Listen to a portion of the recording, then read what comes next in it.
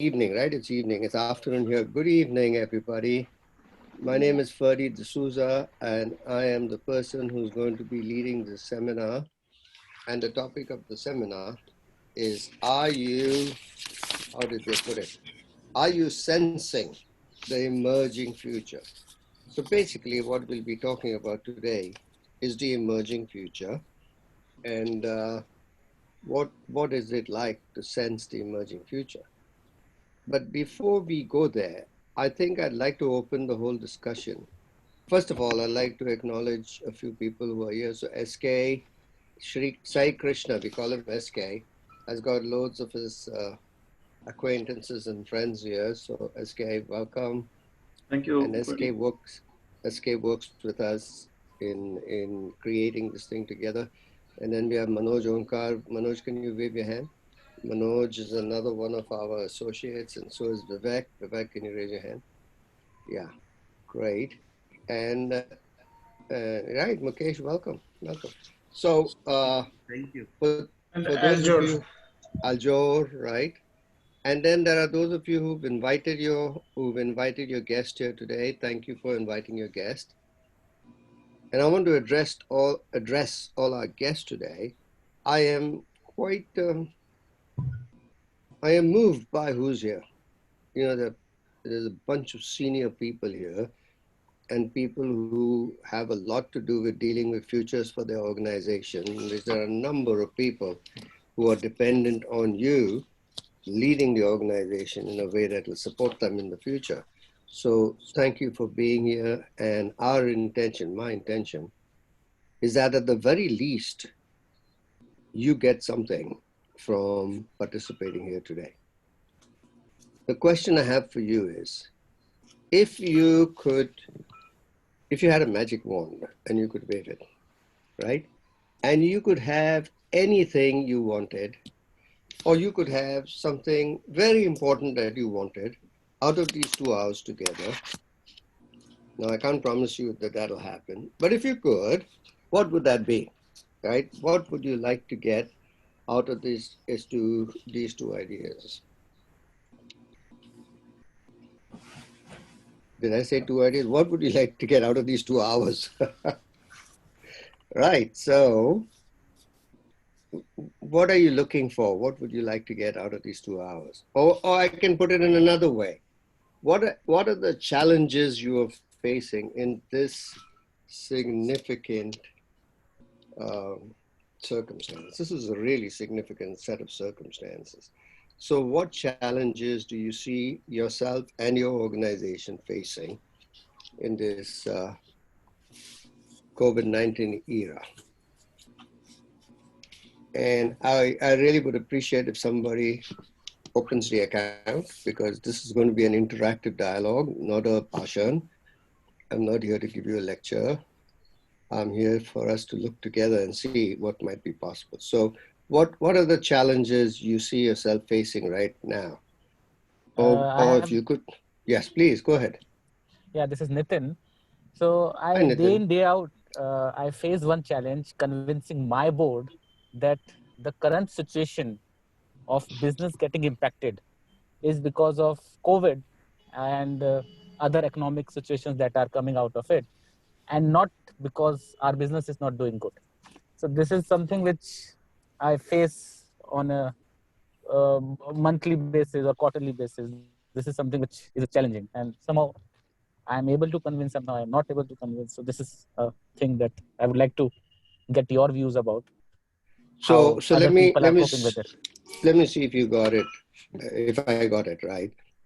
The challenge you're faced with is, how do you communicate to your board, right? Yes. That Yes. the situation which your company is facing is a function of COVID and a function Right. then consequently of the financial circumstances that are coming up, not Right. because there's something wrong with your company, Right. right? Yeah, very good. Right. Great, thank you. And we'll talk about it in a little bit. Let me hear from others, but I thank you for opening the account. Sure. Thanks. Thanks. Thank you, Nitin. Yeah, All right, buddy. who else? Hi. Yes, hi. Hi. So, since the COVID began in March, The challenges that we've faced is in terms of logistics, because I manage IT and we are onboarding new hires every month in hundreds. So getting machines to them, making sure business is not impacted. So this was a major bottleneck for us. But we did come up with innovative ideas and made sure that it didn't stop for them.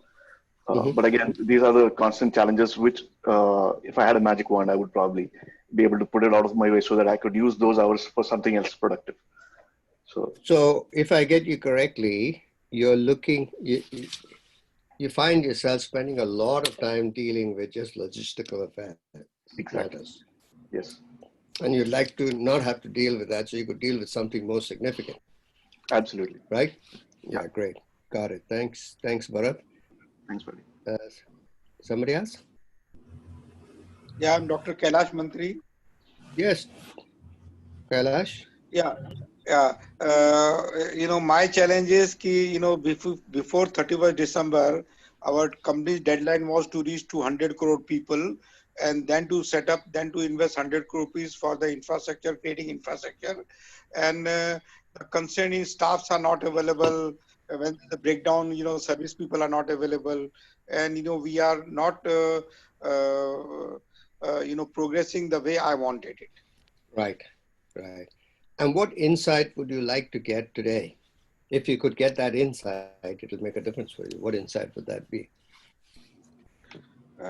Some breakthrough thinking is needed. That we understand. Some breakthrough thinking needed, and maybe our mindsets are, our downloading are not allowing us to look at things in a different way. Yeah, so to be able to shift your mindset so you start seeing things in a different way. That's what you'd like to get. Yeah. Great. Dr. Kailash, thank you. Somebody else?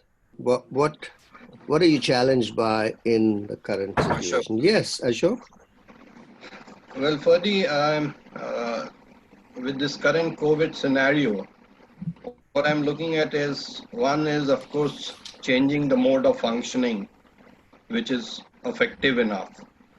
And then maybe look at other options also, what can match our strengths, right, and take the business forward. And what kind of business are you in?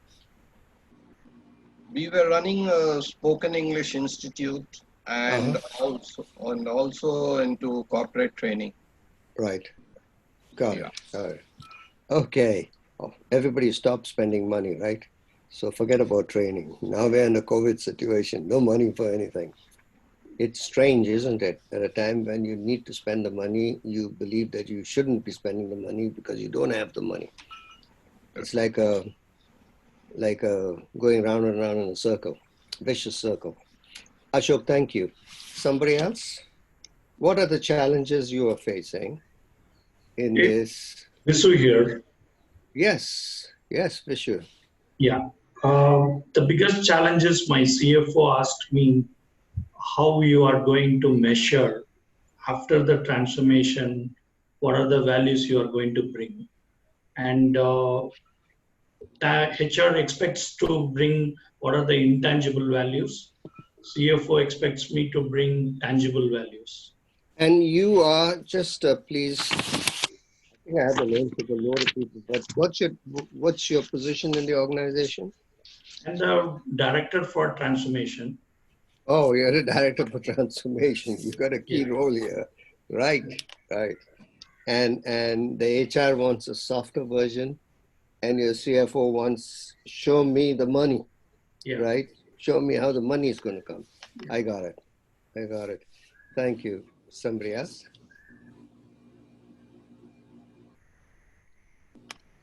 What are you challenged by? What are you dealing with? If you could produce a breakthrough, which is the area you'd like to produce it in?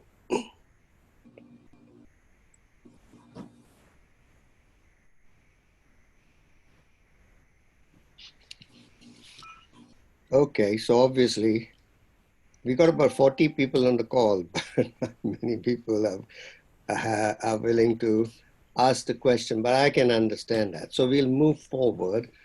And as we go along, if you got any questions, please do interact, because this thing is an interactive seminar, and the more you interact, the better it becomes, right?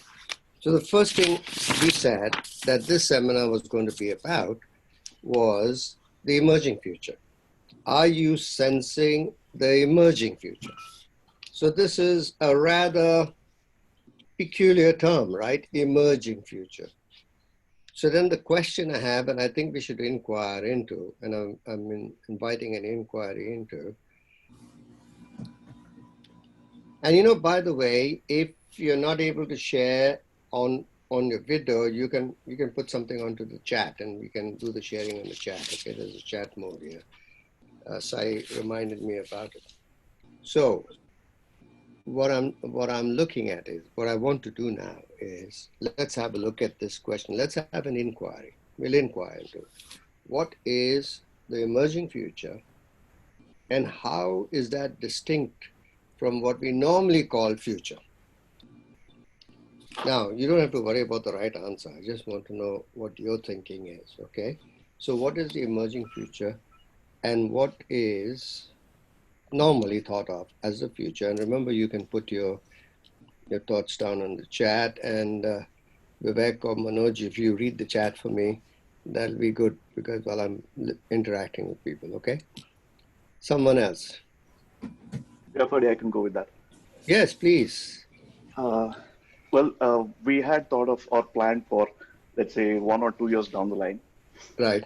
pre-COVID, and there was a radical shift in the way COVID has messed our lives in many different ways. Yes. So what I see is that future that I saw pre-COVID doesn't exist anymore. Yes. Or rather, I have to take up different steps in order to tweak that to get there for the result that I want. So I'd work backwards and see what's the new future that I have to create to be there. So I believe that is the emerging future for me. I was about to ask you the same question. What is the difference between emerging future? Can you show me the difference between, or tell me the difference that you see between emerging future and the future that you had and you were going to go for? Okay. I think what is the idea of an emerging future? Maybe I see more in terms of taking actions. So the actions that I put forth to get where I want to may no longer work. So I need to change those set of actions to be able to get what I want. So, but the actions that you take will have to be dictated by something, right? Right. They'll be dictated by what you see in front of you, or they'll be dictated by the direction in which you want to move. So how are you going to get that context of that direction that you're going to move? I lack some clarity there, probably. Yeah, it's a question. And for most people, if they thought about it, it would be, what clarity? What kind of future? What future is that, right? Yeah. So I'm just going to read a little bit. Hang in there, Bharat. I'm just reading a little bit from the chat here. Okay. So one person said, most of the activities will be done remotely. So that is the process in the future. It looks like that in the future, the process will be, you'll be working remotely. And another Vikas said, that was Dipendu, and Vikas says, emerging future is a way looking towards the trend. What is the trend? Well, here's the problem with that. What is the trend?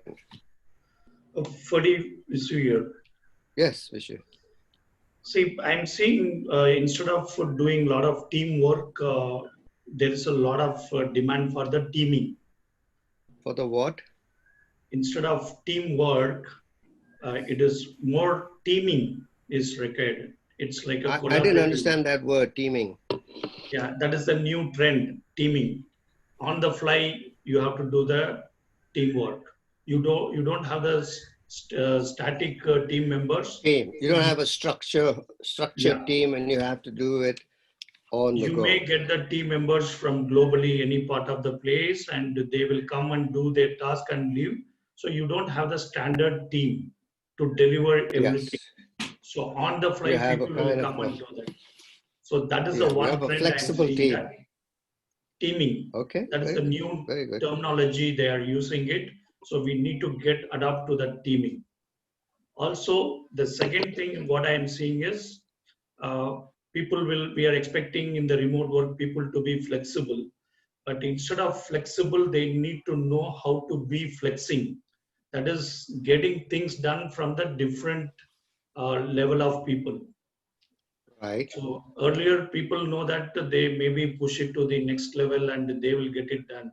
But now the same person have to get it from different level of people. That is also coming more as a trend. It is called flexing. That's what you meant by trend, did you? Now, teaming and flexing, these are the two things will be the emerging future. I understand. Great. I got it. Hi, Now, this here's is the Dhirendra thing. Vashisht. Hi. Yes. Yes. Can you hang on for 1 second? Because somebody on the chat said something which I think is very pertinent. They said, future, this is Kiran. Kiran, is it a guy or a gal? I don't know, but whoever. Kiran, future is assumed based on our experience in the past and our current experience. Emerging future will be something that may not have any relevance to the past and changes with situation. And I suppose what you meant to say was you need to be agile here because you'll be changing with the situation, right? So, yes. So hang on to that while let's hear what Dhirendra says and then we'll move on. Yeah, Dhirendra, go ahead. Yeah, I think the emerging future is the use of new technologies, how we would like to use the new technologies to, do our processes or functions in an effective way. In the COVID situation, I'm basically from the robotics company, and I handles mainly into the hardware side of the technology. But I still feel that earlier we were thinking that it is not possible for us to work from home, because we are mainly into the hardware side.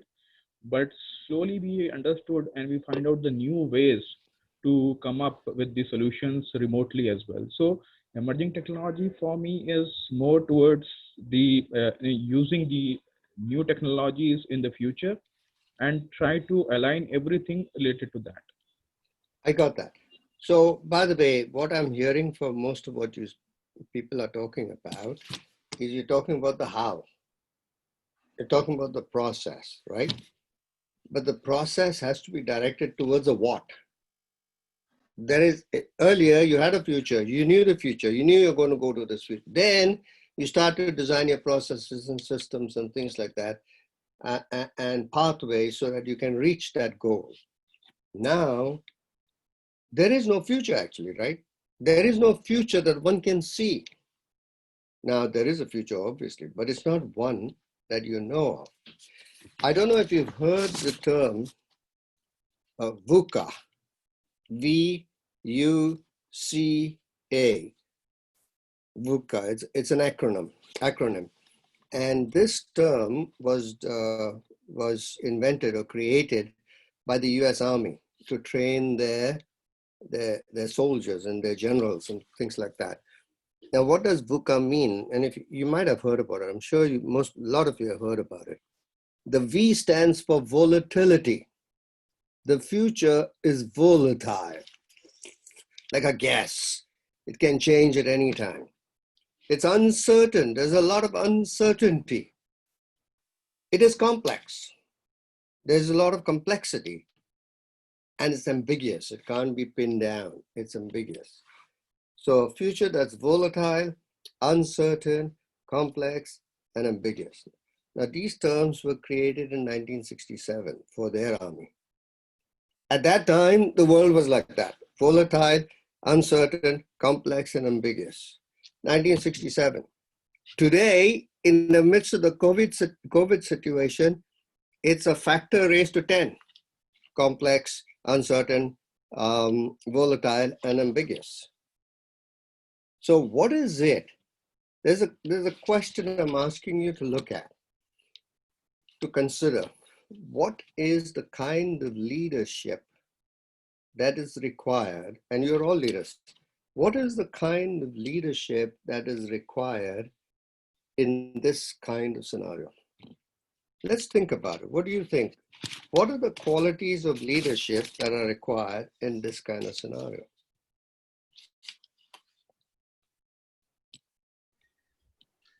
Now, either you can put it in the chat or you can just speak up. Yes. Ferdi D'Souza here. So in my perspective, you serve first, then lead next. That is the model we need to adopt now.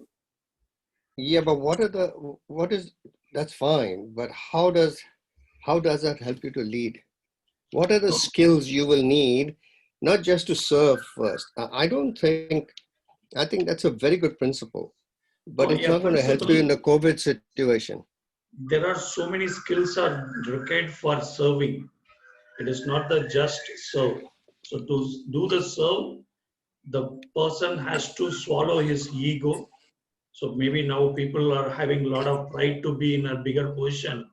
So they may not able to come down and do that, because you have to sit with next with your coder also sometime if needed. That is the kind of expectations are there with millennials.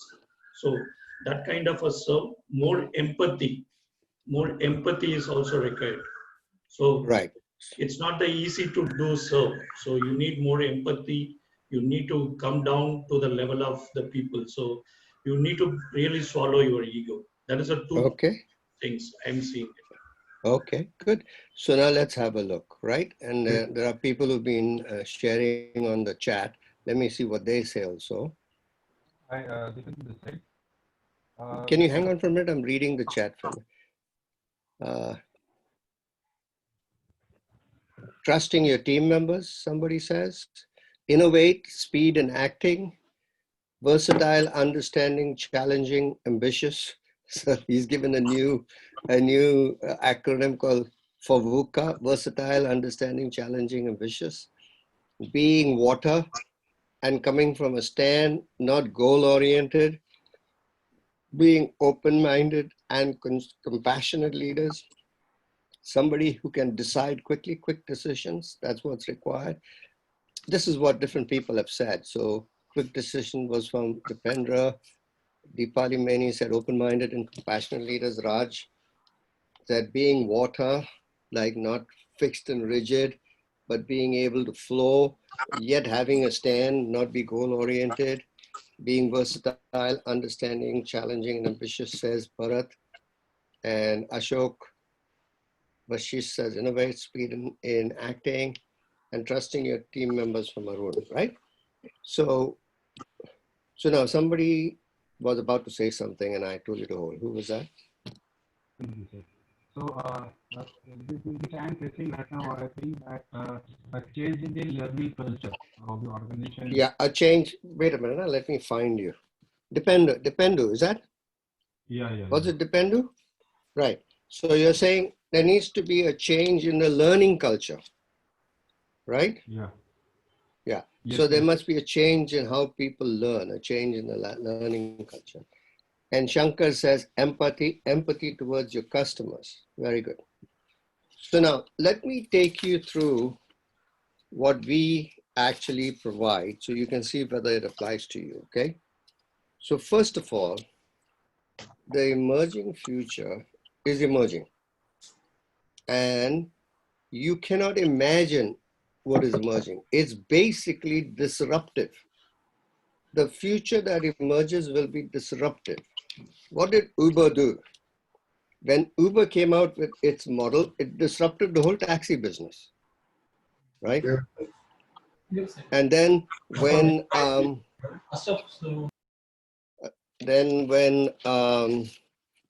who was it? Who else was the other big disruptor? These homes. Airbnb. Airbnb, right? Exactly. Airbnb disrupted the whole hotel industry, the tourist industry, the hotel industry. So the thing to understand for all of us, the first thing is whatever is coming down the pipe called the future, the emerging future, will be disruptive. Some of the biggest companies in the world are dinosaurs for today's day and age, the oil companies. completely going to get disrupted. Now you'll tell me I'm a fool. How can they get disrupted? They're so big, they're so massive. Well, if you look at Kodak, it was quite large and massive. Where is it now? Nokia, at one time, every phone was a Nokia phone. Where is it now? Something disrupted it, and that was before COVID. Now the disruption is all across the board. I'm in the UK. The government is told people stay at home. Now they're telling people come to work. Why?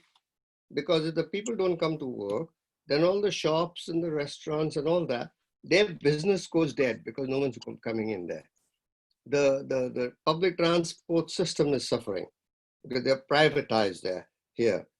Public transport, the trains are running half full. It won't work. So,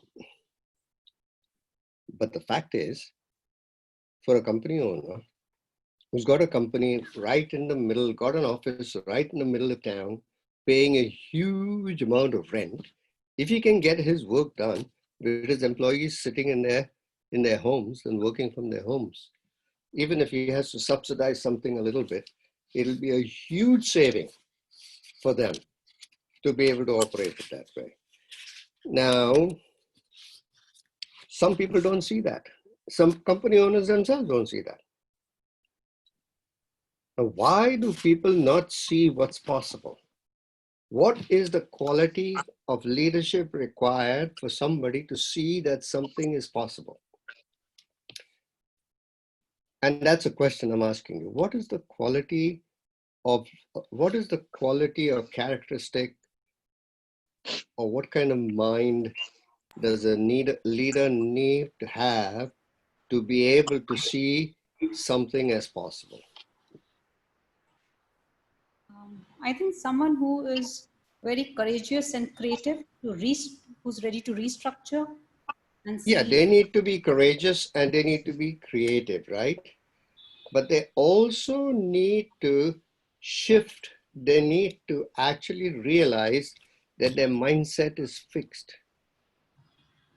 And one of the first things they're going to need to do is, like the gentleman said earlier, have a mind like water that can flow, but yet has a stand to it.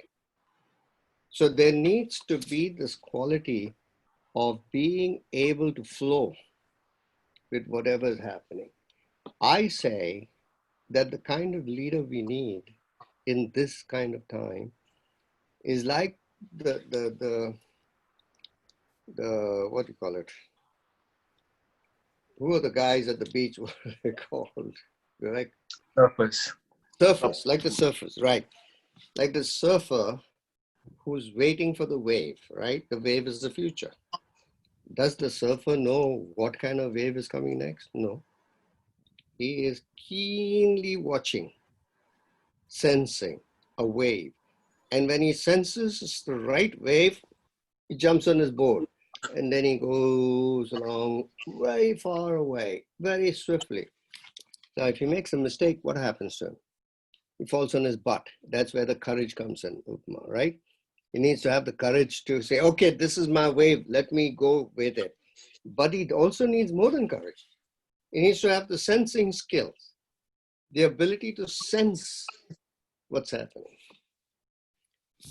The problem with us as human beings, and especially as modern human beings, because we are so much into automation. Things have been automated, right? Everything's automated. So what does it lead to? Tick boxing. Tick this box, tick that box, tick that box, put all those boxes together. That's it. We got the right answer. People have lost the skill of sensing. You can't tick a box in sensing. You have to actually be with something so you can see it as it's coming along. So the kind of leadership that requires sensing, you need to be able to sense. Sense what? Sense what the current reality is. Sense what the likely future reality is going to be, but also not be rigid and fixed in your notion of what the future is going to be, because mostly it's not going to be like what you think it is. But you need something to be able to go move forward. You need to have some skills that old style leaders, 20th century leaders never had. We are now talking about 21st century leadership. We're in the first decade of the 21st century in the midst of a huge COVID attack. So we need to have 21st century skills. As somebody said, was it Vishu, right? A servant leader. But I don't want to just go there because there are other skills that are required, which you don't have to bow down to something. You need to be able to sense what the reality is, but how do you sense what the reality is? How do human beings sense what the reality is? How do human beings see what the reality is? Tell me. How do you see what reality is? What do you use? What senses do you use? Every day, our work, whatever we do, we sense that in this COVID situation, whatever we have promised to our organization, that's not fulfilled. That sense will, we are sensing that, and we cause that, but uh, lot of actions required is not there. So that sense, No, you will not be able to cause that, Mukesh. You know why? Because you're looking at the situation the way you looked at it in the past. Yeah. And whatever is in front of you is not the past. Yeah. And your boss, that's the freshness. The boss is listening to the shareholders who are saying, we need to make the money. What are you doing? So he's coming and putting pressure on you. Make that target happen. But you're not going to make that target happen in the current situation. Not going the way you used to go. You're going to need to find another way, but not another way to meet that target. Maybe you have to throw that whole target out and create another target. If somebody has got a shop, like a restaurant, right in the middle of the center of town, which depends on custom, people coming in who go to work and back every day, they are the ones who come in there, and because of that, that shop has been doing really good business. What do you think that shop should do? Should carry on that business? That's not going to work. Because most of the people are going to shop locally because they're working locally. So now your whole business model has to switch. If you don't switch your business model, you will be out of business. So that capacity to think, that capacity to envision something distinct from whatever we are dealing with. So that's one very important. But for that, you need a mindset. You need a mindset that's wide open, that is free from the rigidity of the past. The dinosaurs did not survive. The small animals called human beings, they survived. Why? Because the dinosaurs were large, rigid, solid, could not move very fast, not very agile. The human beings, our ancestors, were very agile, and so they survived. So one of the things that will be required in this new environment is agility. You're going to need to be agile. Another thing you'll have to throw out of the window is this notion of just-in-time manufacturing. You know, just-in-time manufacturing. Reduce the fat transformation. Who's the transformation expert here? Is it you, Bharat? Transformation. Whatever your idea of transformation is, you'll have to flush it down the toilet, because transformation is all about cutting cost, reducing the fat, and making things more efficient. Efficiency, efficiency, efficiency, efficiency, efficiency. You know, the National Health Service in the UK did that. They became efficient and efficient and efficient and efficient and efficient. And when they got hit by COVID, they had no PPE. They had no lines of manufacturing. They didn't know where to get it from. They could only get it from China, and they could, because they invented and worked with this whole principle called let's make everything very, very, what's it called? Slim and thin. Productivity. Well, this raging after productivity leaves you with no future. It leaves you exposed when there is something that's disruptive, and the disruptions are happening faster and faster and faster and faster and faster. So, you know, whatever you told me you're dealing with, if I may be bold to tell you, that's not the things to deal with. The things to deal with is first getting clear about what the new reality is and what the new future is likely to be. And to be courageous enough, as Upma said, to really be courageous enough to see it for what it is likely to be. Now, does it mean it'll be that way? No, maybe you'll survive. Maybe you won't. Most probably, the betting people are not betting on the survival of it. They're betting on the gambling people. They're betting on it not working out. But a lot of businesses, solid, business-oriented, logical, linear thinkers are betting that it'll be the same. Somehow or the other, they're going to reach, they're going to go back to how it used to be. First of all, I don't know whether that'll be a good thing. Maybe it won't, because now we have an opportunity. We shouldn't throw the opportunity away. But you may have a different point of view than mine. And you might feel, no, you want to go back to how it used to be. But the second thing is, most probably it's never going to go back to how it used to be. So then whatever way you had of working on it, bad news is not going to work. You're going to have to find a new way of working on it, a new way of thinking, a new way of dealing with things. And you can't do it by being a mere cog in the wheel. You know, you had your part, your middle level, senior, middle, down at the bottom. You're not at the bottom, but you're in the middle, but you have to do whatever the boss tells you. You're in trouble. Because the boss doesn't know. And if he believes he knows, you're in even more trouble. Because he'll tell you do this, and it'll lead you down a certain path. What is required is leadership that goes across the board. It's not there, but it's across the board. And if you're a senior leader, and there are quite a few senior leaders in this group, you would be smart to develop that kind of leadership amongst your people, so that there's diversity of opinion and there's diversity of leadership, and it allows you to come up with something. So one of the things that will be required is a new style of leading, a new style of how you lead. So I'm just going to take you through,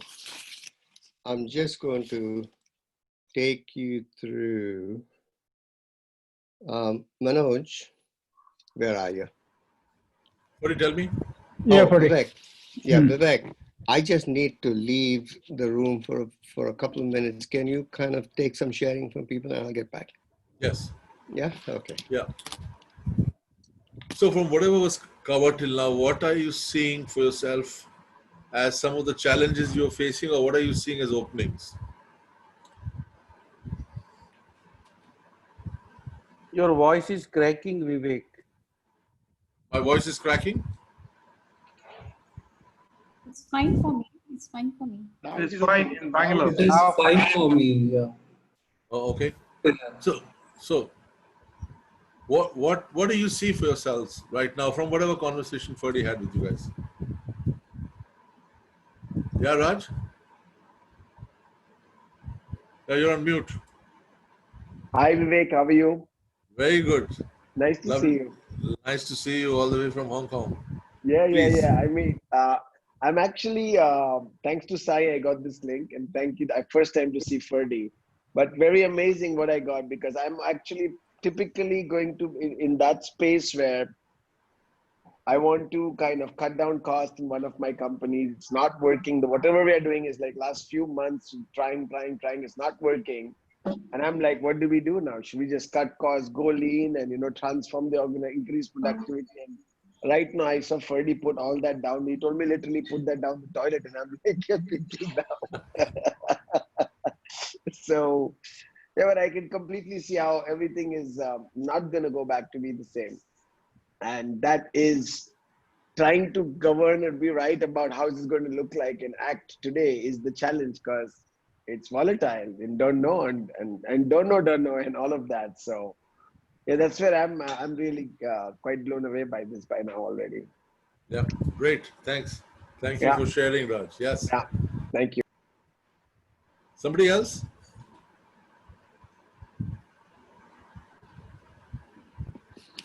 Yeah, Vivek Mukesh here. Yeah, Mukesh. So that's the shift that what I see for my organization as well as myself, that totally coming from my rigid past, and that's not allow me to see newly the future's reality and emerging future. So that's I see, and I right now I am sensing that whatever I'm communicating to this group, that's also coming from past. Good. Very good. Very good. Brilliant, So, brilliant. Absolutely, Mukesh. so That that I is, see right now. And that's there the are many biggest, organizations like that. Orkut, Yahoo, Skype, Nokia, so many companies, Kodak, all that's the living. biggest insight you could have, Mukesh, out of this. It will make a huge difference for you and your company when you realize this. That's the starting point. So Got it. then, Thank you. now here's what I want to do. I want to introduce you to some of the principles we use to train leaders for the emerging future, which I think you'll find useful and you will understand. Obviously, just by my telling you these things, it will not give you those skills, but it'll give you an idea of how we can move. If you want to join us, how you can join us and move down that path. If you want to try things on your own, how you can do that, okay? All right. So let me just share my screen with you. Oh, sorry. I apologize. Let me just open that slide first.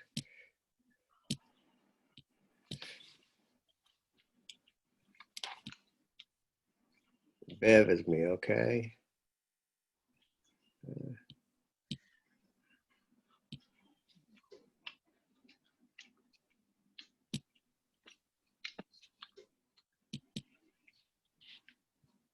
So I'll open this slide, take you through it, and then we'll have a question and answer session so you get a sense of how that goes, okay?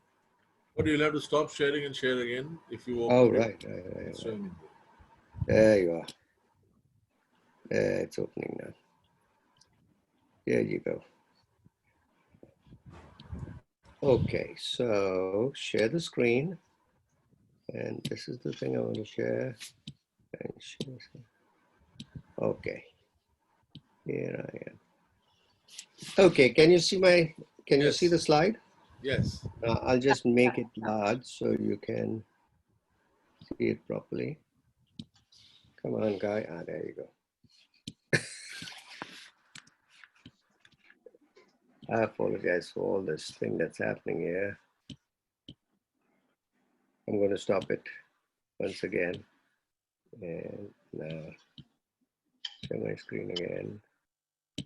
Share.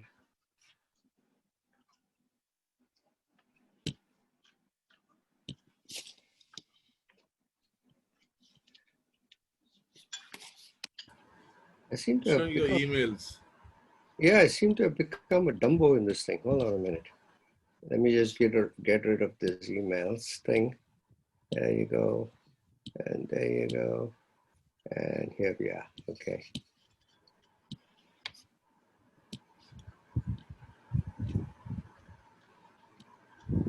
Okay.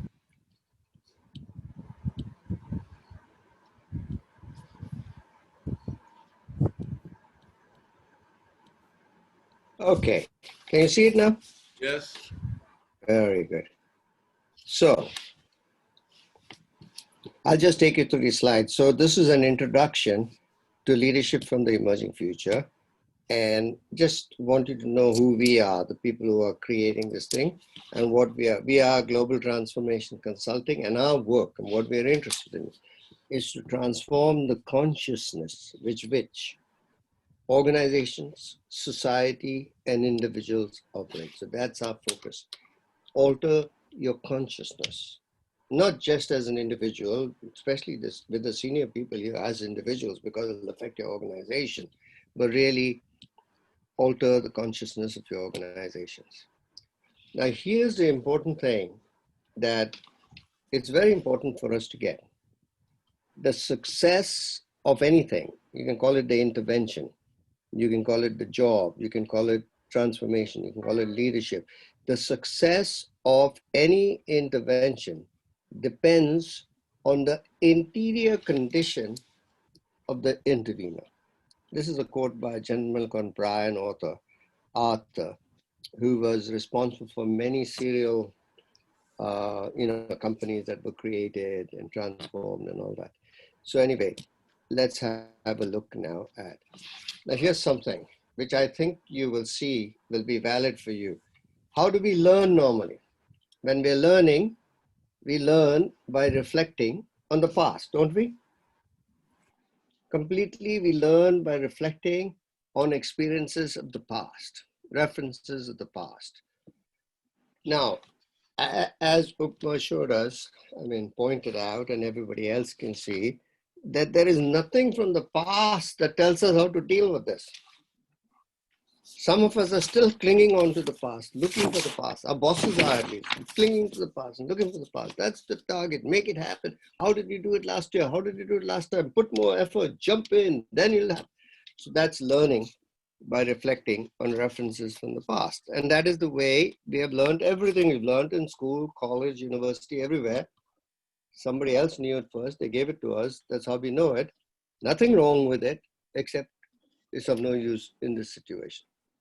So if you're not going to learn by reflecting on references of the past, then how can we learn? So now this seems like an absurd statement, doesn't it? Learn from the future. Which future? It hasn't happened yet. Yeah, the one that's emerging. Learn from the future as it emerges. And that's a term we use here called presencing. This material has come from MIT, the Presencing Institute in MIT, and Dr. Otto Scharmer, really, what was his name, Manoj? Peter Senge. Peter Senge. He created this term presencing. Presencing is bringing a future that wants to emerge into the present. And we learn by the action of sensing the future and bringing it into existence in the present. So there is a methodology for that, which I'm going to introduce to you in a little bit. But that's what this learning is about, learning from the future, which hasn't happened yet, which is still emerging as it emerges. If you want to hear how absurd that is, that's like a train is running on the rails, and then you look ahead and there are no more rails. So you get out of the train, in front of the train, and you put down the rails so that the train has some rails to run on. That's learning from the future as it emerges. Now, what I'm going to do is I'm going to stop here for you to yell at me and tell me how stupid I must be for suggesting that. Or tell me what you hear when I suggest that, and then we'll go into it in depth, okay? I know it sounds absurd, but let's hear from you. So what do you think about that? Learning from the future as it emerges. I feel it's asking me to jump now. It's asking you to jump now, okay, and into the unknown, right? You don't even know it, and you're asking you to jump into the unknown. Got it. Yeah, somebody else? What is it saying? Mukesh, you had that great insight. Now, if you have to learn from the future as it emerges, then what? I don't know. That's very good answer, because the first step to moving anywhere is to be clear you don't know. Most people think not knowing is a bad thing. No, not knowing is very, very grand, as the Scottish people say. They use the word grand to mean good. It's very, very grand. So not, you don't know, right? Yeah. And are you ready to find out? Yep. Great, because there could be, I don't know, like I give up, I don't know, or that I don't know. Now let's find out. Right? So Yep. that's the I don't know that I'm encouraging you to take on. So somebody else, let's have a couple more people and then we move on. What are you hearing in this? Learning from the future as it emerges. Anybody? Or you can put in the chat. Yeah, I think this is John here. What I feel is you can learn from. One thing is the starting point should be that to admit to yourself that you don't know. Right. And, then of course be willing to learn. But I think we are accustomed to working a lot of plan A, B, C, and keep working that up. You'll be too busy with the options you have in front of you. I'm not sure if that makes you more alive or what. Dead mostly. Robert, that's good. Very good, good thought. Okay, Deepak, learning in the field of the unknown. That's good, learning in the field of the unknown. And there's a whole different kind of learning that's required in the field of the unknown. Mostly we don't know what that is because we're so much trained to learn in the field of the known. This is learning field of the unknown. And Shankar says to learn to unlearn. That's good. And move ahead because there's some things we have learned that are going to get in our way as we move forward in this new, crazy, but wonderful world. Ready to fail and accept the failure. And even more, maybe, Kiran, learn from the failure. Google calls it fail forward, fail fast and fail forward. So you're failing so that you can move forward. Very good, Kiran. Thank you. Okay, so I think I can move on. Oh, chat. Lots of people said, let me see. So let me see. 154. I'm just trying to work out. I'm sorry. Some of your comments are previous comments. I'm trying to work out which is right here. Ready to fail, accept the failure, learn from the experience of others. But really, not just learn from the experience of others, because no one has experienced this thing before. We've been always told to learn from the experience of others, which is a good thing to do. But if no one has experienced this, then how can you learn from their experience, right? So there has to be a different kind of learning. So I'll take you through the theoretical aspects of it. Now, it's not the practical aspect. You got to really do it practically, but we'll take you through the theoretical aspects of it, okay? So here we go. Slide again. Now, look at this. You see the gray U? It's a U. If you remember, the picture. Sorry, I should put that U. So imagine you're on this side, left-hand side of this U, right? This is where you are. In the middle is a valley, a deep valley. And you want to get to where the arrow is, right? That's where you want to go. So you are here on the left-hand side. You want to go right on top to the right-hand side. So how do you do that? How do you do that? It's like there is no bridge that takes you straight over. So this U is showing you the pathway by which you can go from where you are, or I hope you can see my arrow on the screen, all the way to the bottom here, then up until you reach all the way there. And I'll take you through this, okay? So before I do that, are there any questions you have? Do you understand? I mean, you don't understand the slide. I'm just trying to think what I should tell you first. Okay, let me just take you through the slide first, and then you can ask me questions, okay? So this is called the U movement. This is the movement through the U. This is how you learn from the future as it emerges. There are three spaces for this learning process, three spaces. Space one is sensing, space two is presencing, and space three is realizing. Remember, presencing is taking the future and bringing it into the present, right, as a possibility. And then realizing is taking that possibility and making it real. So there are three types of transformations that are involved. One is perception, is how we see things, how we perceive it. We sense, feel, touch, perceive.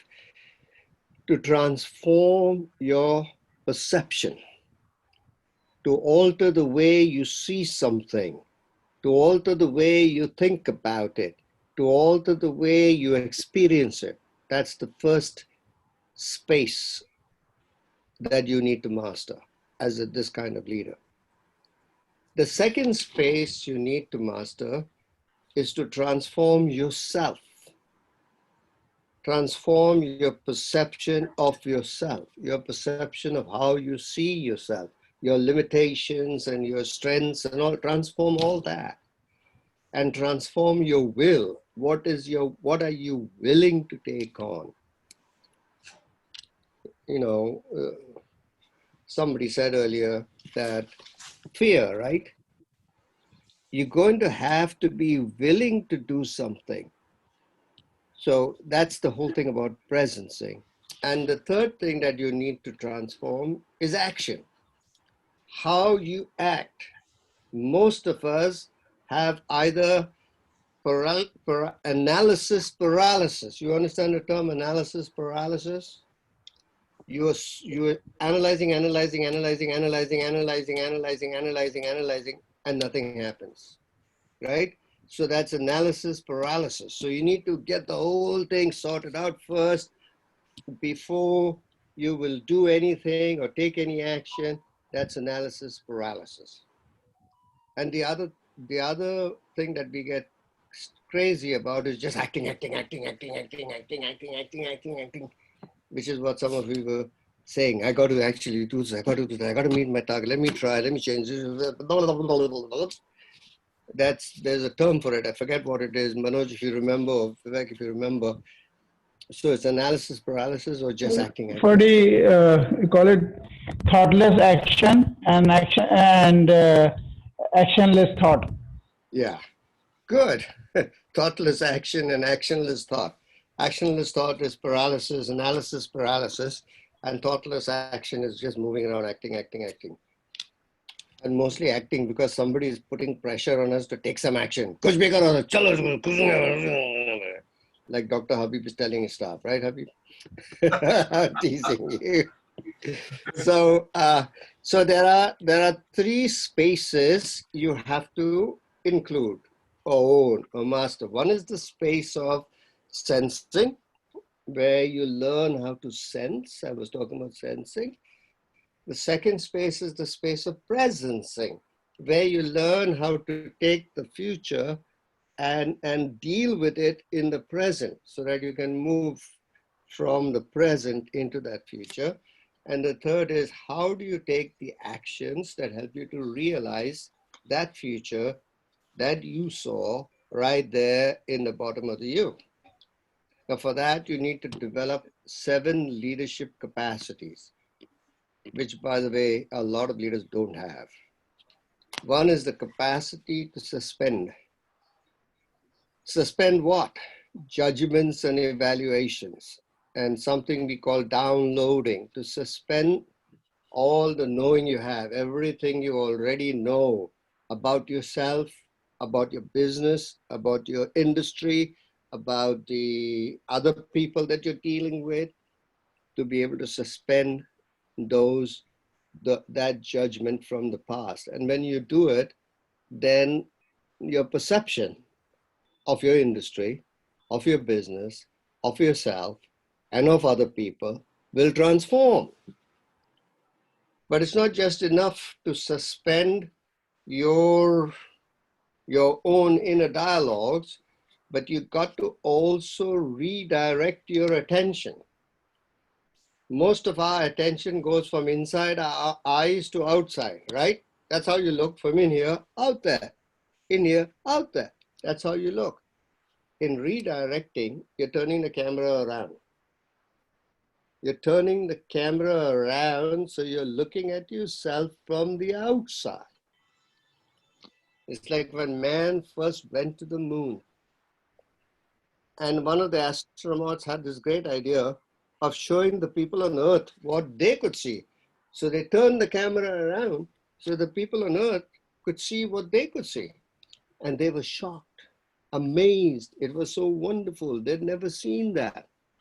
Another way of saying that is that the fish, for a few moments, gets out of the water. Then it realizes what water is. So there is no water for the fish, and there is no air for the birds until there is a lack of air or a lack of water. That's when they realize something that they're taken for granted. So it's that redirecting.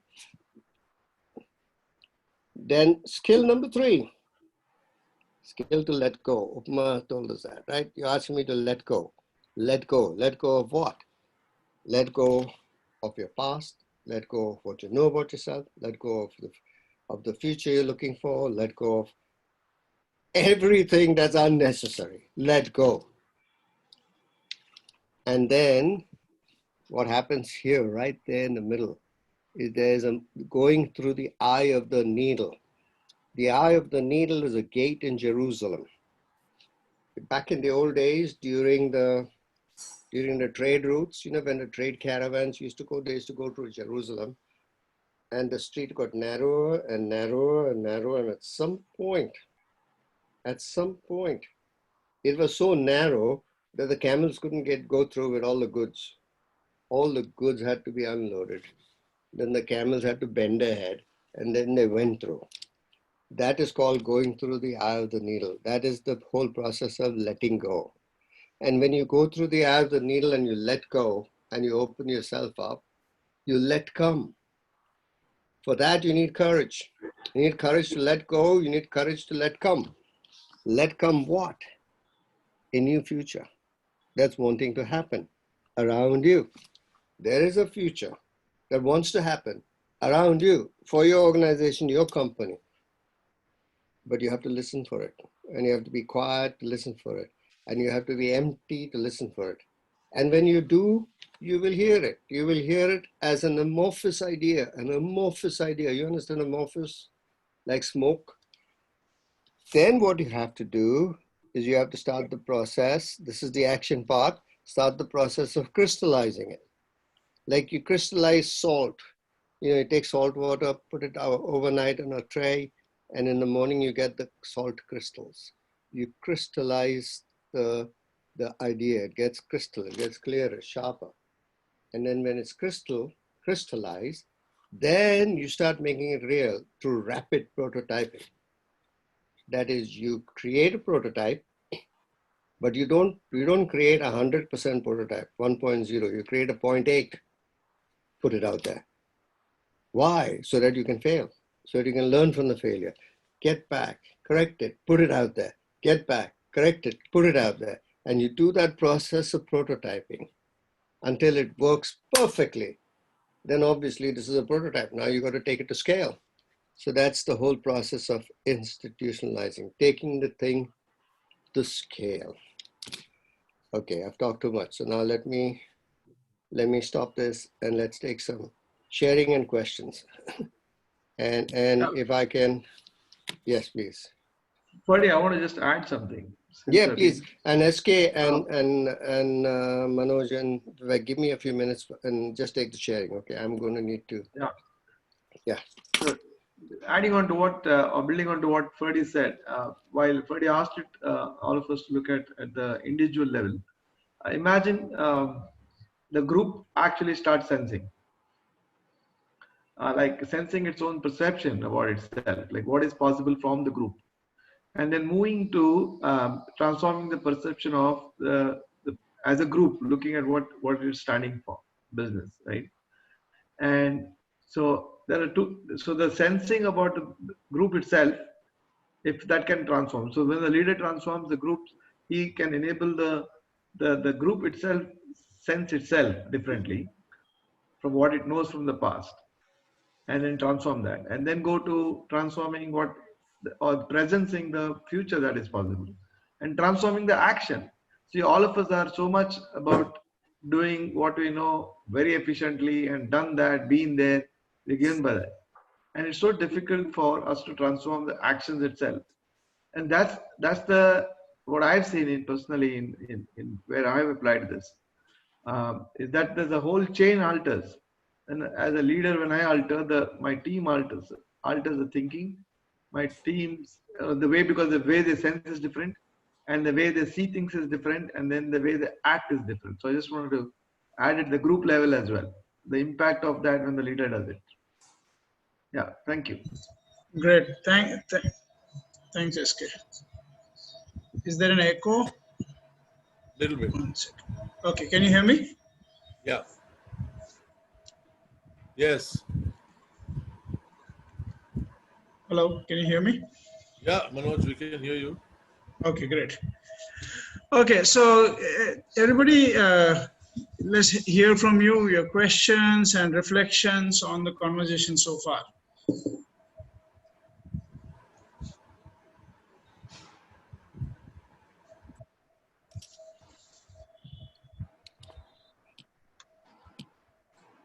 So what's going on? Yeah, SK shared, and I just asked for everybody's reflections and questions on the conversation so far. Yeah, that's good. So let's hear from you. What have you heard? I don't expect you to understand everything, but I'm hoping you get excited by what I shared with you, and maybe we'll explore it further together. So, who'd Hi, like Ferdi. Go ahead, I'd Raj. like to share. Hello, Raj, everybody. go for it. Nice to see you, first of all. Thank you for this. I'm very happy to hear what I heard about prototyping, failing. I got the part where, yes, you give up, and of course it takes much more than courage. I think it takes everything to give up and not pick it back up again. More importantly, giving it up, but it's okay, but I keep picking it back up. But then in this place, there is a thing where also, yes, you don't take thoughtless action and all. There is an element of time. There's a huge element of time. And in this day and age, there is a huge uncertainty and their costs and their real lives involved. Should you fire the people? Should you keep them? Should you, at what point do you consider this still as a group? Because I think this is beautiful, but even knowing that the survival is at stake itself, that's the part where it makes it the most jittery, or I think the most uncertain, where putting the prototype or institutionalizing, and then again at some point again, whether you're not sure because the situation keeps changing, and then should I go back again to prototyping it? So it's well, I get it conceptually, I think. Yeah, and at this point you'll only get it conceptually, because until you actually do the work involved, you won't. But one of the aspects which you're pointing to, is, or one of the aspects I haven't mentioned, is that this thing is done as a team. This is not done on an individual basis. So even if you're very senior in an organization, you're not going to get this off the road without getting a team together and working with a team. And there's a whole, in the going up to you, there's a whole technology of working with a team. Also in coming down to you, there's a technology of what's the best way to work with a team so that you can get ideas. Because mostly when you work with a team, what generally happens is either the whole team or the whole group of people in the meeting all saying the right things, pleasing the boss, or trying to keep with the general agreement, and no one's speaking their mind. Or the opposite of that, where everybody is sticking to their point of view and arguing at their point of view because their point of view is the right one. So there's a hell of a lot of debate going on. Both of these are what we call fields of conversation, fields of a team, are unproductive. What the team needs to develop is the first productive field, which is dialogue, which is where I have a point of view. I don't give it up. I am committed to my point of view because it's well considered, but I also listen to other people's point of view. And there's a dialogue that happens, which is missing a lot. It's a lot missing in India, definitely. There's a lot of debate going on, very little dialogue. It's definitely missing in Parliament, right? And here in the UK, terribly missing all over the place. Yeah, it's really badly missing, right? So what we need is dialogue. There's a skill of the new leader of the 21st century is the ability to shift groups of people from level one, which is just Haji, Haji, Haji, Haji, yes sir, or debating, to one of dialogue.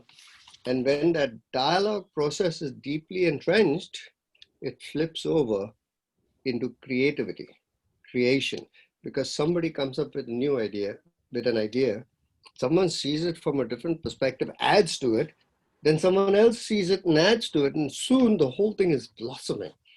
And that's where the co-creation happens, this whole business of co-creation. Now you take that process of dialogue and co-creation, and when you're at the bottom of the U, we are doing the presencing thing, where the whole team, as a team, is sensing the future that wants to emerge, and they get that amorphous idea of what could be. And then that whole team starts the process of prototyping. And there are some 6 steps to prototyping, which if you do properly, and we've supported teams in doing that, is very powerful. But the most important is being clear about the new future that you're creating, the powerful one, and having the skills of dialogue, having the skills of sensing, putting yourself in the other person's shoes, turning the camera around, and the ability to do that. Now, what you pointed to was, maybe we don't have the time. Maybe you don't have the time. Can you hold on 1 second, Dharmendra? You know, for sure we don't have the time, but what else are we going to do? Do the same thing? We're going to have to try something new, right? Okay, great. Thank you. Raj. Thanks, Raj. Yes, Dhirendra, you wanted to add something? But I was telling the same thing, because I totally agree with Raj, because this is not easy to, kind of inform the team that, we are failing, still we want to do this. But with the old method, we are 100% sure that we are not going to achieve the targets. So it's better to, try something new, and where we at least have the chances of success, rather than going to a way where we are definitely going to fail. Brilliant, brilliant, Dhirendra. Thank you. Thank you. So any questions about the process, the U process we pointed to? Let me share the screen again. Any questions you have about this?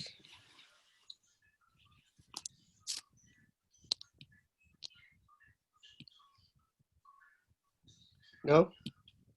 So, Ferdi, this is Kiran here.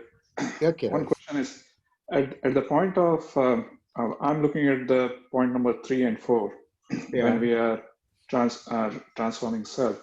At this point, if you have 2 different ideas coming in, how do we decide between 2 as a leader? Well, is it the thing is, you have to do the prototyping or before? There's no 2 different ideas here. There are 2 different selves. One is the old self and one is the new self, because this is the transformation of self process. You get what I'm saying? Somehow or the other, I've lost my, what do you call it? Small screens. I can't see you guys. Can't see anybody? No, I can't see the thumbnails. They've automatically closed it for some reason. Can you stop sharing? I'll just stop sharing. I think it'll come back. There you are. You're back. Okay. Who was it? Kiran who asked me the question, right? Kiran? Yep. Kiran A, is that you?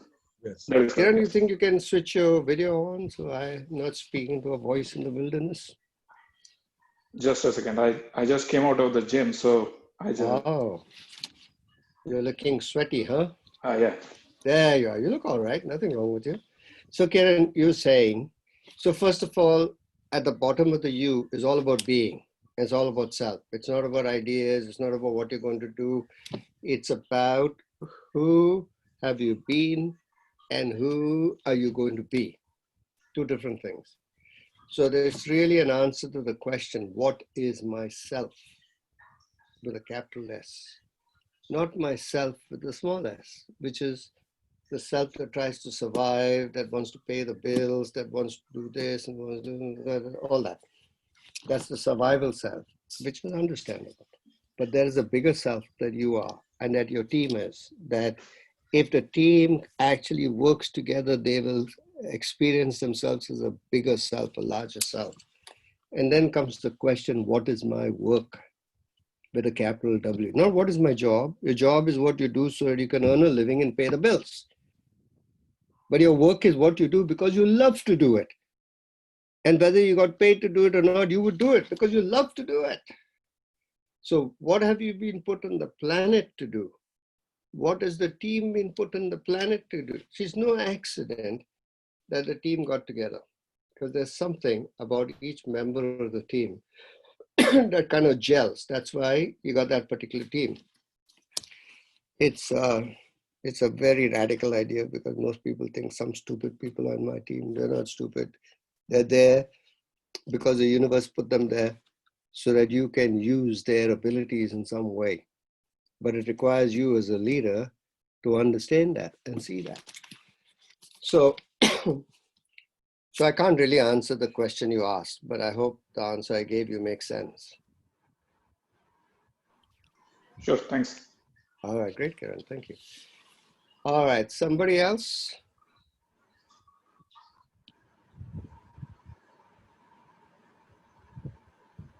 Right, nobody else, right? Oh, there's some chats here. Right, so now, those of you who've not said anything, right, so far, would you do me a favor and say a couple of things? What are you getting out of this whole thing? Especially those of you who've not said anything. What are you getting out of the seminar so far? Either say it in the chat or say it, speak it up. Let's hear you.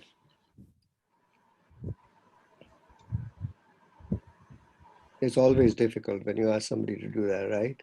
But see if you can take your courage in your hands and speak.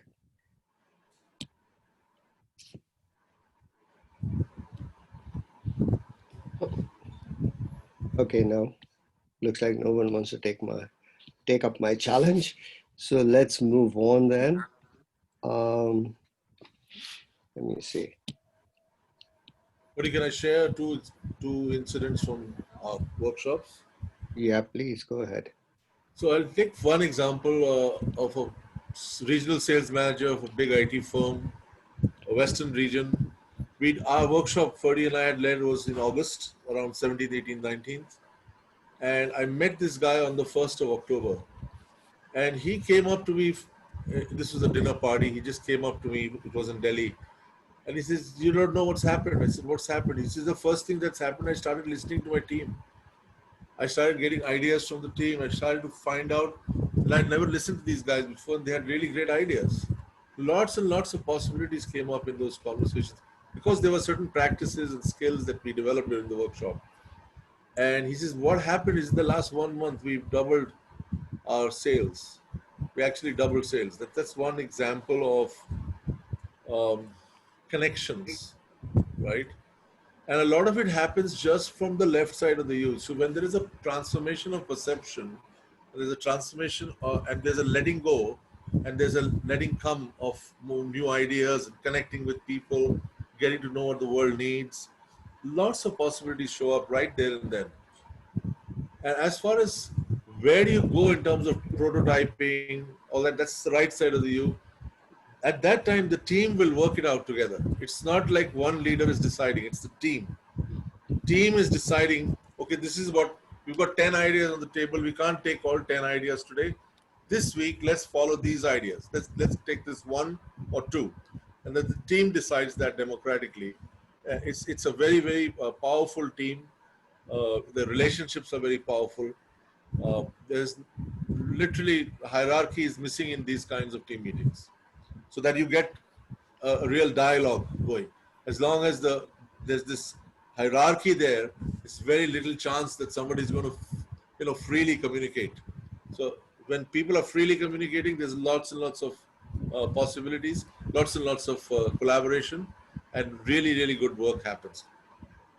Yeah, I would like to share something practically from how I applied these principles in the way I did business, or I'm doing business at Schneider Electric right now. So the rest of you don't know me. I head the education initiative of Schneider Electric in India, first of the kind that we have introduced. And then, so when I got into Schneider Electric, the perception of the business was to, my business is about selling center of excellence labs to technical institutions across the country. So it was like, like a business to do, and and doing more and more of it, offering those opportunities, the benefits of it to the universities and technical institutes across India. So the standard way of looking at things. When I participated in the workshop, what altered for me is the work that we are up to. What is the work that we're not selling something, and what it transformed is what was to create what we saw. The work that we are up to was creating an ecosystem of digitally competent engineers in the world. So that is completely different from selling something that we had as an equipment, though it is benefiting to everybody, but the language altered. So that thing altered. And when we looked at from that place, that if you're offering or if you're transforming the education landscape itself, then what should be our offering? And then the whole offering altered. There was so many prototypes, the way 2018, I remember 2018 September, I joined Schneider Electric, and the way what is being offered right now is in a completely different frame. And in the creation of that was the whole team. That is me, my my another colleague who's a sustainability head, my technical managers, our channel partners. The way we participated was that the whole offering to the market altered. And the result of that was the conversations altered. So when we went to a university, we said, this is what we are up to. We are creating an ecosystem of digitally competent engineers. And are you interested in partnering with us? In a sales conversation, nobody does that, right? We said, are you interested in partnering with us? So the whole context shifted from selling to creating partnership. And that conversation pulled people to, yes, we want to partner you. And during the COVID times, I remember the first week when there was a lockdown, we didn't know what to do. The whole thing is because the whole approach was going out there and talking to universities, and there was no travel, and we are all stay put. But this conversation altered. So our partners, the channel partners, started calling up the universities and started conversating in this context. And imagine in the last 95 days that we were able to meet around 80 universities online, the complete team. And today, this morning, in one of the universities, I had to cancel that event because the whole team didn't come. Normally, it does not happen. There was only one department coming. We said, no. If you're not coming collectively, this conversation is not for you. So it's like a radical approach, a radical way that we've been up to creating and offering and conversating with the customers. Completely different in a very powerful way. Of course, we know the challenges, the investments are differing and all that, but we are not left with any lack of power because the whole direction is different now. So that's like the self-altered as a team, and the work that we're doing altered. That's an example. Just want to share that. Thank you. Brilliant. Brilliant, Sai Krishna. Okay, anybody else who wants to share, please feel free.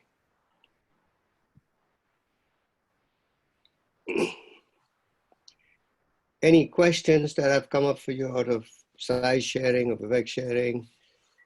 Anything? No. Okay.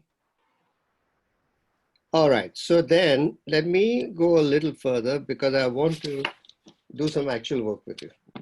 Okay. For free. Do some actual work. Hopefully it'll make a difference to you, all right? So let's see. Share the screen.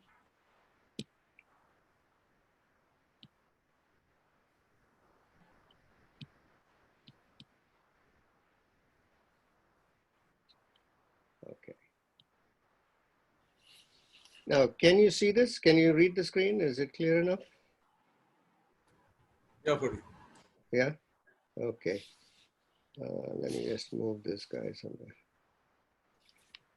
I am not seeing the top of my screen because of this. Okay, yeah, that'll do. Okay. So, this is the you. And you can see in yellow there are three things: open mind, open heart, and open will. Now, you take number one. The first step is to hold the space. And in your holding the space, you're listening to what life calls you to do. What is life calling me to do? Right? Then the next step is suspending. You need to suspend something we call downloading. Actually, I'll show you the next slide. That may be better. Yeah. So here we are. If we are starting at the top of the U, right? What is happening to us? You sitting here right now, what's happening to you? What's happening to you is downloading. There's a downloading of past patterns. There's a downloading of your opinions, your judgments, your evaluations, none of which are bad or wrong, but they're all downloading. That's not a creative process. That's an automatic process of something that happens to you. So imagine that you are in a circular room and there are windows all around the room and there are curtains which are drawn all around. So the room is, there's no outside light coming into the room. In the center of the room, there's a projector, 360-degree projection, new design, right? And it's projecting onto the walls all the video clips of the downloading of your opinions, judgments, assessment. This guy is like that. The future is like that. Companies like this. This is like that. It's all being projected onto the screen. So you are in that Google bubble. You know Google bubble? You know what I mean by Google bubble? You're in the Google bubble where everything's being reflected back to you, but it's all from the past, all from your opinions, all from your judgments and your assessment. And you don't question it. You think that's the way it is. That's the way life is. That's called downloading. Okay? The first step to get out of downloading is suspending. You have to suspend what? The downloading. How do you suspend the downloading? Well, you go to the side of the room and you draw the curtain and you look out and you go, oh, the world looks different. I thought the world was how it was here in this Google bubble of mine. But I draw the curtain, I see the world. I see reality. That's called seeing. You start seeing with fresh eyes. You start seeing with an open mind. You open your mind and you're seeing the reality. It's called factual perception, of factual sensing. Yeah, listening, but really sensing. I want to take the term sensing, not just listening. Factual, you're starting to sense the facts, right? Now, the next step is, see, you are still seeing from your eyes out there, right? You're seeing from in here, out there. The second step is to see from out there, in. So how do you do that? Well, draw all the curtains. So all the outside light comes in, open the door and walk out to where one of your stakeholders is. So your partners, your customers, whatever, your family members, you stand where they are, turn around and you look into that room. Now you're looking into the room from outside. You're seeing it from outside in. And you're also magically, you are still in the room, even though your spirit has moved and you're looking through the eyes of the person out there. You're observing yourself going through your everyday motions and whatever you're doing. and you're starting to see what you do, but from the outside. And if you do that properly, you'll be shocked, by the way. That's called redirecting or sensing from the field. And we call that open heart, opening your heart. The first one is you open your mind. The second one is you open your heart. And you start relating to people from your heart, from where they live, from how they see the world, not from on how you see the world, how they see you, not how you see you. So that's the open heart. And the last one is the open will, where you actually start relating to people from the future.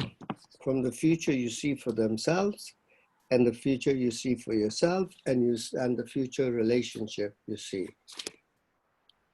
I would not like you to look at that right now, but focus on these two, right? These three: suspending, open mind, and open heart. And first of all, any questions you have about these, and second of all, anything you can see right now and you'd like to share. I would love to hear from you, okay? So I'm going to stop the sharing. Remember, we're talking about suspending your downloading, opening your mind, and opening your heart. So anything for anybody. Yeah, Ferdi, Mukesh here. Yes, Mukesh. So right now I see from my inside that whatever I am suspending, but still is there. So, and they are go out in, out in, out in. So yes. whatever I'm suspending, that's the only I'm pretending myself, or that's the juggling status going on. That is the status. It's nothing wrong. That's what happens. It doesn't immediately go away. It comes back. It's like elastic, right? Like a spring. I got that. I got that. The good news is, as you start to notice that and observe it more and more and more, after a while, it doesn't come back. But that is dependent on it, not you. It will decide when not to come back. You can't say, hey, don't come back now. You have to kind of let it take its time, right? That's good. That's good. Great, Mukesh. That's brilliant. And Deepak Nagpal has said, can you explain seeing with fresh eyes, right? So Deepak, are you willing to kind of be on the video so we can talk? I'd love it if you can do that. If you just say something, return on your screen and say something, then I'll see you. I'm asking from your presentation, there was written in the second column, seeing with the fresh eyes. Right. So right. I just want to understand what exactly does it mean? Well, most of the time we are seeing from our downloading, right? You understood the term downloading? Yeah. Yeah. From our opinions, our judgments, our assessment, we are seeing from that, right? So when you suspend your judgment, then you start to see with fresh eyes. You start to see something you didn't see before. So means changing the perspective? Yes, perception. Not just perspective, but perception.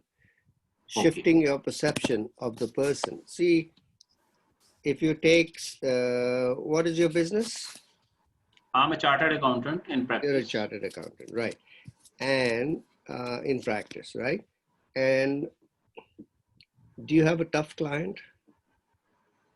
Yeah. You don't need to tell me the name of that client, but do you have a tough client? Yes. Difficult client? Yeah.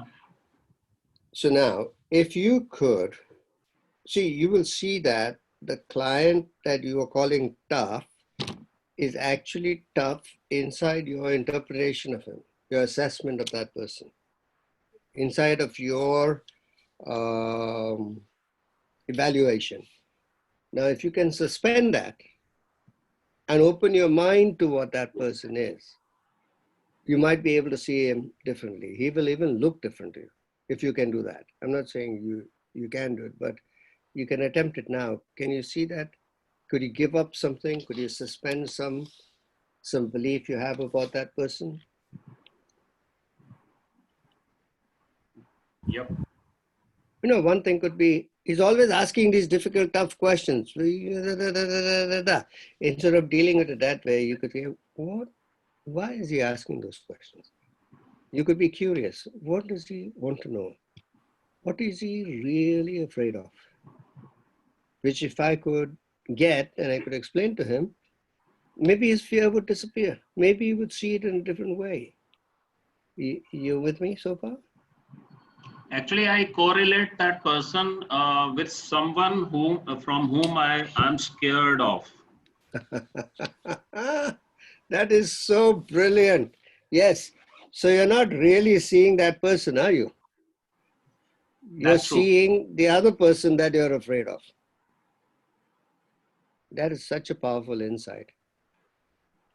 That is such a powerful insight. And so if you actually saw that and could let go of it, that this person is not that person, then you might see him differently. And even better, that other person that you don't like very much, who you see in this person, that person will also change. So you have transformation of two people. Getting it now. Good, good. That was a brilliant insight. Very, very well done with that one. Great, thank you. Somebody else? Any questions, you know, about opening your mind, opening your heart? Let's suspending your downloading, opening your mind, opening your car. Suspending your downloading is like you're driving the car, right? And then you park the car and get out of the car. That is suspending, parking the downloading. You don't have to sell the car. You don't have to get rid of the downloading. Say, I'll never have that down. If you want it, you can have it back again later after 1 hour. But just for 1 hour, 10 minutes, suspend it. And look at the person with fresh eyes and see what you can see. Anybody doing that now and starting to see something? Yeah, Ferdi. I did mention about the logistics nightmare in the beginning of the call. Yeah. I'm pretty much suspending my thoughts about me relating it as a government process. The actual process that I'm not okay with is pretty much what or how we deal with our day-to-day government affairs. Bureaucracy and the jams. Yeah, it's exactly similar to that. And I dislike the process, and that's what I'm seeing here, and I'm resisting that. Yeah, very, very good. Great, great. And as you can allow yourself to be with it, it's all right to feel how you're feeling, you know, because it's irritating. You wish you didn't have it. But instead of resisting it, because, you know, we used to have the program that I think a lot of you have done, there used to be this term called, what you resist will persist. Whatever you're resisting, you're hating, you're trying to change it, you want to fix it, it seems to hang around even more. See if you can, you know, as the Californians say, chill. See if you can chill, boy, chill. Chill, man, chill. And then see what happens. It's a new concept for quite a few people, but I think it's a useful concept to try on and see what opens up when you do that. So a lot of the downloading will also disappear when you can chill, right? Now, I'm copywriting this word, so don't you dare use it anywhere else. Californian chill. All right. Somebody else, you getting any insights? You're seeing something for yourself? And especially about people, look at your insights about people in your life who you've been resisting, trying to change, trying to fix, trying to get rid of. Can you see anybody there that you could maybe kind of be relaxed about? Yeah, Ferdi, this is Kiran here. Yes, Kiran. How do we get out of the mindset of typecasting, whether it is individuals or a problem? So Did you say what I see, typecasting? typecasting, yeah. Yes. So normally what happens is whenever we try to put a solution to a problem, majority of the people, they will relate to a previous problem they have resolved. And at that point of time, entire team mindset will be into the mode of fixing the problem with the same solution. Yes. So I see it in the corporation, whether it is solving a problem or addressing to a individual. You say it is a customer. So it worked in that customer, it should work here as well. So how do you get out of that typecasting? Well, that's a good question, and I'm trying to work out how to answer it. Vivek, you want to say something? Go ahead. Yeah, so we were doing this workshop in Hyderabad, and one of the people had a real problem with the client, with the customer. He was an American customer who was very, very upset with this organization. And it was like now time has come that they're going to lose the customer. And he's a big guy, he's an American customer. He pays you millions of dollars. You don't want to break, you don't want to lose. Fortunately, they did this workshop at that time. And this practices, there are, so we're just giving you the concept of open mind, open heart, right? Just see the situation from the eyes of the customer. Like you have your own idea, you already know what is needed, but for a second, first suspend what you know, keep aside what you know, and listen to your customer, and get into a conversation. And there are certain practices we have, certain, in the course itself, there are a lot of things you need to do. So this guy actually that evening had a chat with his customer, asked him all the questions that he could possibly ask to get the world of the customer. And he was very surprised that the customer wasn't asking for much. The customer was asking for 18,000 rupees of work extra from you. You're the guy who has to serve the customer. 18,000 rupees was the extra cost. But $10 million deal would now be very happy. Customer would be very, very happy. And the 18,000 rupee, whatever he's asking for is not it's something that was missed. That's all. I mean, your customer missed in the RFQ, in the request, when you ask, you talk to a client, they don't remember everything they need, It's, no, we can't do it. It's not in the RFQ. You're not listening to the customer. And the problem got completely resolved that evening itself. Day one of the workshop in the evening. So I just wanted to share something like that there are practices that you're not saying, no, my view is wrong. You got your view. Okay, well now can you open your eyes and ears and get to see the world, see all the views. And as you see more views, lots of opportunities open up, a lot of possibility opens up, a lot of connection opens up. Your relationship starts to alter. I mean, just imagine, Kiran, if your customer felt that you really were listening to him, you really were respecting his viewpoints, what would his relationship be with you and your team? I agree. Yep. And what's happening is your perception of your customer is transforming. Your customer's perception of you is transforming. And the whole situation that was occurring to be one big challenge, now that challenge is also disappearing, the whole situation is transforming. So we are really more interested in the transformation of the whole thing, rather than just I got transformed because I let go of my downloading. But we want the whole world to transform, right? Because if it doesn't transform on the code there, it doesn't matter whether I transformed or not. Now, if you let go of your belief about somebody, but it didn't make any difference to his life or your life, I mean, what's the big deal? There's no point in that. So we're teaching you practices, tools, exercises, principles that could help you to actually, on the code, make a real difference. Ferdi. Did that answer your question, Kiran? Yep, I agree. So which will link back to the points what you mentioned, Yes. which is the suspend portion of it, right? Yes. So yes. when you suspend, it is actual suspension of it, because it comes as a perception. The suspension will be for the sake of saying it. Yes. Because only then, when you look into the problem will look different. Otherwise, it will look exactly like what it used to be earlier. I like you guys. Fantastic. You should all come and do the program. You won't have to do any work. We just ask you to share and all turn out. Very good. Well, Kiran, thank you. Manoj, what I'd like you to, we got 15 minutes left. So now we want to do a little bit of sales, okay? We want to tell you about our program and about what we do. And I'm going to invite Manoj to talk about the 5-step intervention, Manoj. And inside that, bring in the 1920th stuff. Okay, thanks, buddy.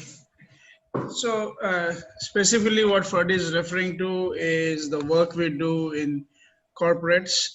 Uh, See, the 2-day work, we start with a 2-day or a 3-day workshop, which is more on the left side of you, which is on transforming perceptions. Generally, we start with the top leadership team and the core team, so +1 level, right?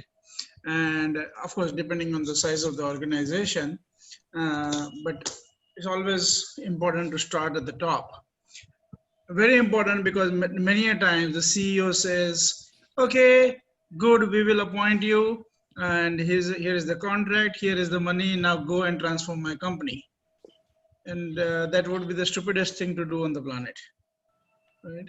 Because what needs to transform is not the company, but the team, which is at the source, including the top person, including the CEO, MD, chairman, whosoever it is. So the top team, right? So first work has to happen on transforming the perception. And as Vivek and Ferdi have been talking about, transforming the way you see situations, the way you see people, and the challenges and everything.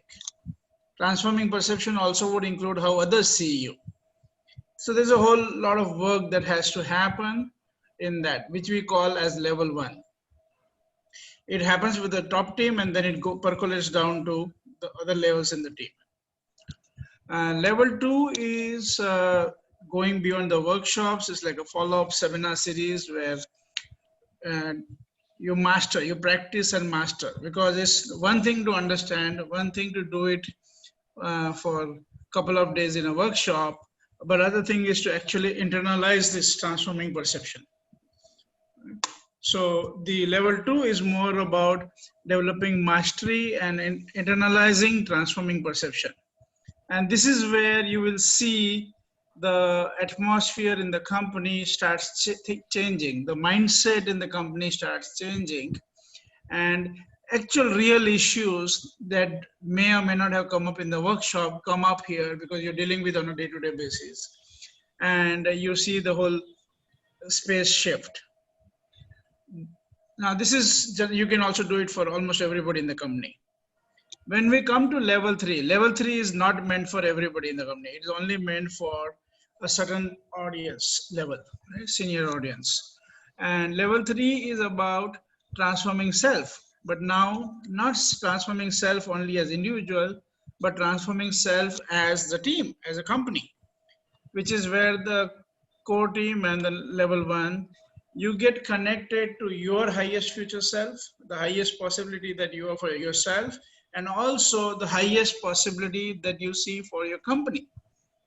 You can say the highest future self of the company. And why does this company exist? Like from the highest future possibility perspective. And when you get aligned on that, it creates a whole different context for it. I would not like to use the word vision because vision gets misunderstood in the traditional term, but it is a vision that, it's not a vision that you want, but it's more like a vision that wants you. And the grand wheel speaking through you and your team. Because most companies create vision, but they create vision from their downloading world, from their old self, the small self, the day-to-day self that Ferdi talked about, which is more worried about survival and making it. It's important to go through the transformation, which Ferdi said, letting go and letting come. And when you do that as a team and then have this vision come in, which is part of the letting come there. So that's level 3 where the key people get aligned to this vision that wants to emerge, and then get connected to how do you convert that vision into reality. Level 4 is about actual practical workplace projects which teams take on and this leadership team takes on to bring that vision into reality. And this is where the rapid prototyping, learning by doing, the awareness-based design thinking, all of that will come into picture. And the last level 5 is to make the organization self-sufficient, which means by creating a team of internal trainers and champions who can then continue the whole conversation, who can bring in the new people up to speed, keep doing refreshers, keep bringing these principles to bear on the various challenges that people are facing, right? So that's the level 5, which is the training of internal champions. Right? And this whole process, depending on the size of the organization, will take a certain time. It could be 1 year, it could be 2 years. Some of the projects that we are working on are like 2-year projects, right? And so that's the 5 level. Of course, you don't have to start with all the 5 levels, like you don't have to commit to the 5 level. You can start with the level 1, experience it for your company and core team, and then you can see take it forward as it kind of starts making more sense to you, and you experientially see the world shifting. Okay, so Manoj, yes, go ahead. sorry to interrupt you. Are you referring any slides here? No, I'm not. Okay. You want to see the slide? We can show you where it is in the slide. Okay. Here you are. Here you are. So what Manoj was talking about in the first level, this is what we're doing. Okay. We are training you and your team. Really, it's you and your team, not just as an individual. In suspending, in redirecting, in letting go, in open mind, open heart, and open will. And there are some skills, some exercises, one of which is called an empathy walk, where you actually do an exercise where you find somebody who's different from you and you see if you can bridge the gap, see if you can really understand each other. It's an empathy walk. And in the empathy walk, you have to practice opening your mind, opening your heart, suspending, like that. Then there is what's called a stakeholder interview. In a stakeholder interview, this is more targeted, more focused to a stakeholder. You know, your boss, your colleague, your subordinate, or your client, customers. You actually interview that person and you ask them 3 basic questions. First question is, what is your most important commitment in this area? What are you really committed to here? Second is, how can I support you in fulfilling that commitment? I, as your supplier, or I as your boss, or I as your colleague, or I as your subordinate, how can I support you in fulfilling that? And how will you, or how would you assess how effective I'm being in supporting you? And the last piece is, if I could change 2 things in the way I operate over the next 6 months, that would make the biggest difference for you. What would those 2 things be? And then there's another exercise we give you called a case clinic. A case clinic is where a group of 5 peers sit down and one of the persons in the group brings a leadership challenge that they're dealing with, something difficulty, some problem, some challenge that they're dealing with to the group. And the 4 other people are consultants. They're like coaches or consultants. But here there's something really strange that happens here. They don't give advice. They're not allowed to give advice. All they will do is you will share with them what your problem is and go in detail on it. And as you're sharing with them what your problem is, there are a set of questions we give you that you would address in sharing. But basically, they are listening for what is being evoked for them. How do they feel? What do they see? What images come up for them? What metaphors come up for them when you're speaking? And then they give you feedback on it when you're finished. You know, when you were speaking, you look like Hanuman carrying Sri Lanka, whatever. Or when you were this, you look like an old man walking with a stick, not able to get anywhere, trying to get other people to help them, or whatever images got evoked for you. We share that with them. And it's very interesting because the person who was sharing their case really get to see how they must be impacting people in their life. Then the next step is silence for 3 minutes, quiet, while everyone's looking. And then the last step is everybody feeds back to this person, the original guy, what they see as a possibility. what they saw for the person. Oh, I saw you actually in front of an army charging the enemy and winning the battle or something like that. So you get images. It's mostly imagery or drawing. People can draw it. People can do an image of it, can share an image of it. They can share a metaphor. They can share a character in a movie that you look like. So that's the way the communication is. And what that does is that gives that leader a whole different perspective on their problem or issue or challenge that they were dealing with. All of these on the left-hand side enable you to put that in practice: open mind, open heart, open will, and the fields of conversation, which are not over here, but they do that. That's solid, solid, solid. You get to work on that, right? So now I knew I was addressing something and bringing this up. You said, what about the you? So that's the first part. The second part is really the same you, these three. It is mostly in your life, practicing in your life, at work, to see how this thing works.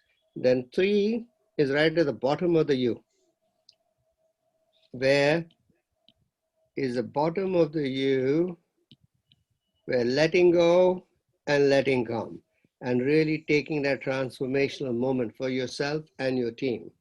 There is an exercise we take you through called stepping into the field of the future, where you'll answer 16, 17 questions about your life that enable you to really get to grips with it.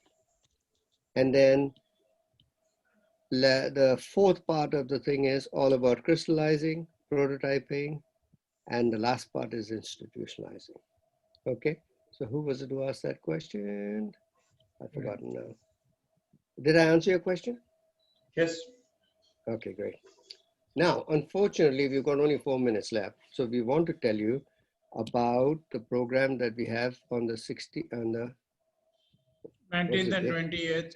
19th and 20th. 19th and 20th. It's Saturday and Sunday, 2 days, where we'll take you down the U, and then followed by 6 follow-up evening sessions. So 2 days and 6 follow-up evening sessions, 2 hours or so evening sessions. We haven't fixed the dates of the evening session because they might have to break up into smaller groups. So depending on the group that's there, it's like when you go to university, you have the lectures and then you have the seminars. You know, the lectures of 100 people, 200 people, the seminars are smaller groups. So it's like that here. So that 19th and 20th, and it's online. It starts at 10 o'clock in the morning and it ends at 6 o'clock in the evening, 6 o'clock in the evening. It's very early for me, but it's all right for you. Okay, but I will be there leading the program for you. And you can register yourself by going through, what is that thing called? Eventbrite link. Eventbrite link. I don't know whether you got the link. Let me just share the screen and see whether we can have you see that. They can send me a WhatsApp and we'll send them the link. Yeah, so if you can't do 19th and 20th, not a problem. Just let us know you're interested and we'll see what we can do to support you in it. Let me see, where am I? Share. Right, here we go. I'm just trying to finish everything in time so that we don't keep you. Here we are. Okay, here you are. This is the link. Yes. It costs £500 plus the fees, which will come to 521.59. You can pay by a debit, credit card, you know, and if your company needs to have invoice, then we can arrange for an invoice. Okay. Okay. So really, thank you so much for attending. I hope this was worth your while and that you got something valuable for it. And I'm really looking forward to working with some of you in the future. Okay. Thank you, Ferdi, for having us. Yeah. You're welcome, Upma. Thank you. Thanks, Ferdi. Thanks, Manoj. Mukesh. Welcome. Thank you. Thank you. Thank you, Kumar. Thank you, Ferdi. Thank you, SK. Bye. Thank you. Thank you. Thanks, everybody. Thank you. It's been a pleasure. See you.